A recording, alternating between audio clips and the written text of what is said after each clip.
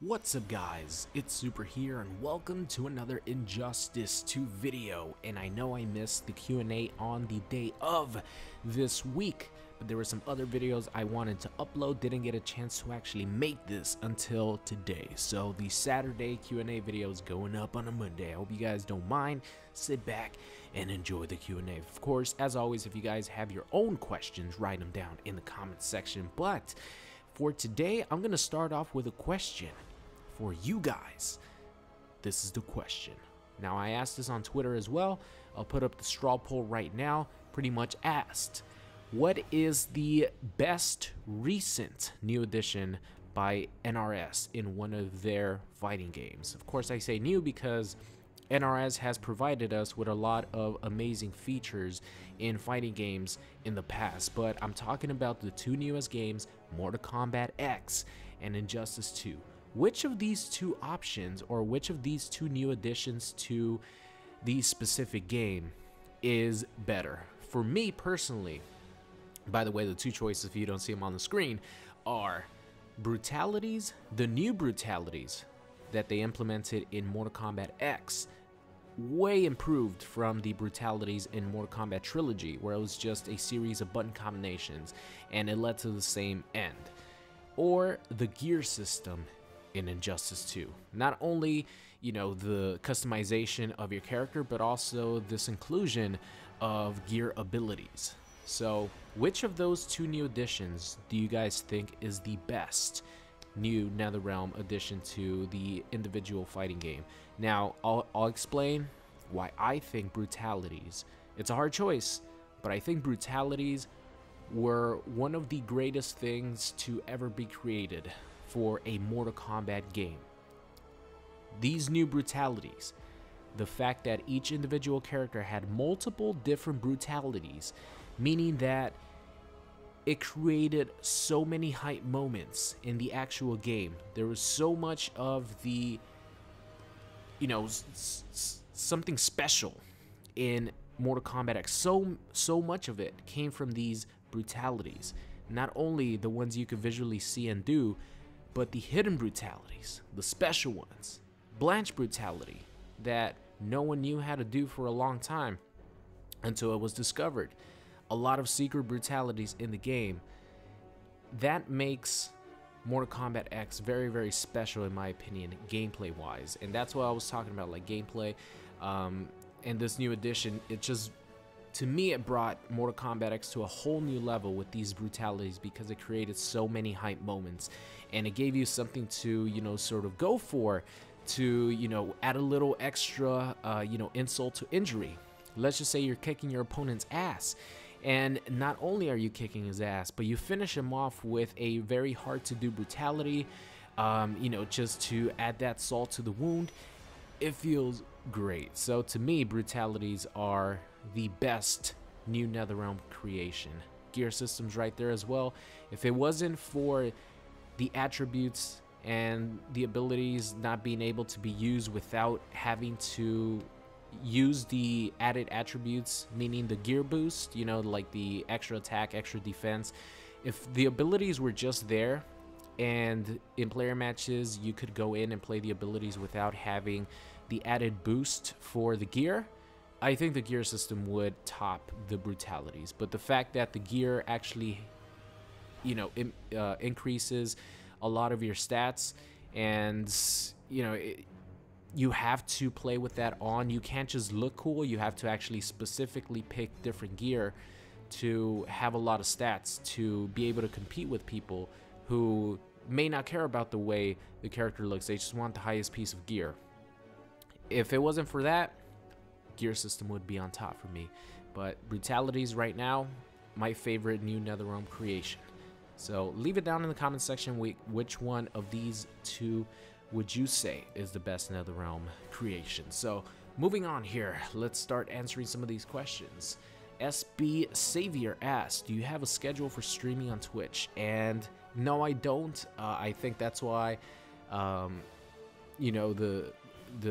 views and like subscribers and stuff are a little bit inconsistent, just because if you have a stream schedule and people know when they could tune in and know when to, you know, maybe save some time in their day, because of course to watch a stream live, you know, you have to take the time out of your day to actually watch this stream live. It would help out my Twitch channel a lot more, but I try to do it when I can. The 2 days that usually I stream are Wednesdays and Fridays, sometimes Saturday night, sometimes Sunday morning. Those are usually the days that I try to stream the most, but I do try to stream at least one time every single week. Of course, when a DLC character comes out, that changes, and I stream, you know, a little bit more because I want to play and learn this new DLC character. But if you guys do want to go to my Twitch channel and follow it, possibly subscribe for the $4.99, you get the emotes, and hopefully, you know, as more subscribers build up, we get more and more emotes. I have a lot of ideas for some cool ones, so head on over there. If you guys don't want to follow or subscribe, just tune in whenever you guys can. It's always a lot of fun when I stream. You know, we have a good community there. I don't have to block anybody. It's just a lot of fun. It's interactive. It's good. So let's move on here to the next question. I'm Too Savage asks, are you a porn star? I heard your voice in many ones I've watched. Well, I'm Too Savage. Rumor has it that Super has a ghost player, similar to singers have ghost writers. There's a rumor going around that he has a ghost player that plays the matches that you guys see on the screen, so he has free time to do his different business ventures that might not be suitable for YouTube advertisers. We'll just leave it at that. Alright, next question here comes from Derek, and he asks, do you think Injustice characters will appear in Mortal Kombat 11? And my answer is no. I do not think, you know, if anyone had a chance, it would be someone like the Joker, maybe a villain. Someone like Lobo would be pretty cool, but I don't see many of the DC roster being in a Mortal Kombat game because of the fatalities and, you know, the brutalities and just the ultra violence. There's no way that DC would ever allow a character like Batman, a character like Superman, you know, these characters to be in a game like Mortal Kombat. So I would probably say the chances of a DC character or an Injustice character being in a Mortal Kombat game are very, very slim.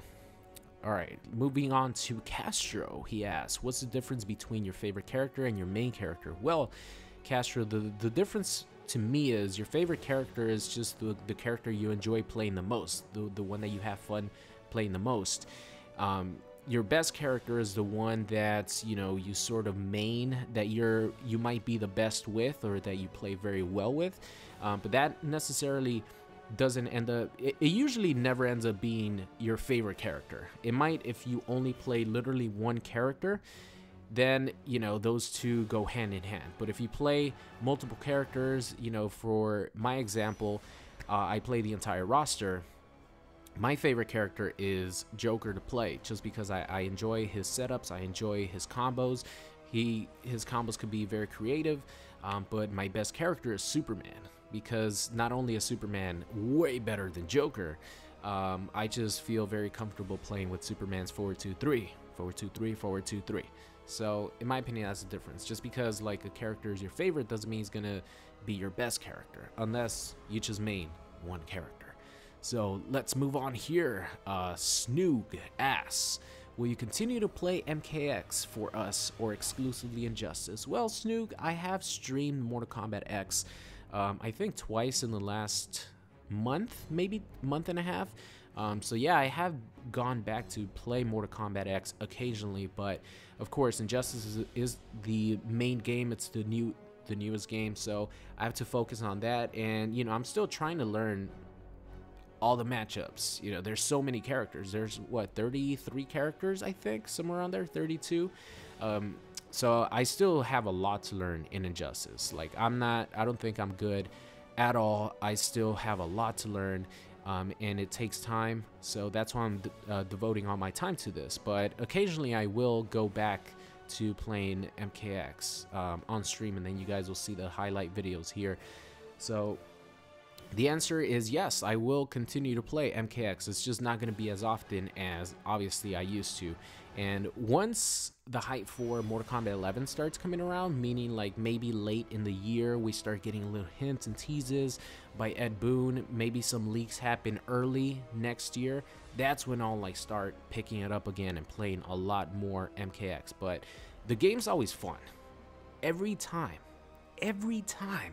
that I play MKX, I have a blast. It's so much fun playing those characters in that game, and just playing MKX in general. It's so offensive.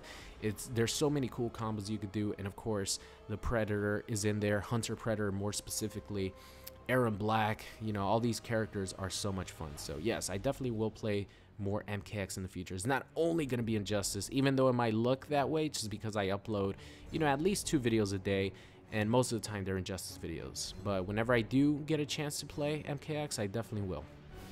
All right, Waffles asks, do you think Raiden will be able to dash cancel his lightning bolt like in MKX? Also, you think his orbs for Master of Storm will be his ability? I think, yeah, the Master of Storm's orbs will probably be an ability. I don't see that being, you know, a part of his normal gear set. But shockingly enough, it wasn't shown off in the trailer, so I'm not even sure if it's going to be in the game, but if it is, of course, it will be an ability. And will Raiden be able to cancel his lightning bolts?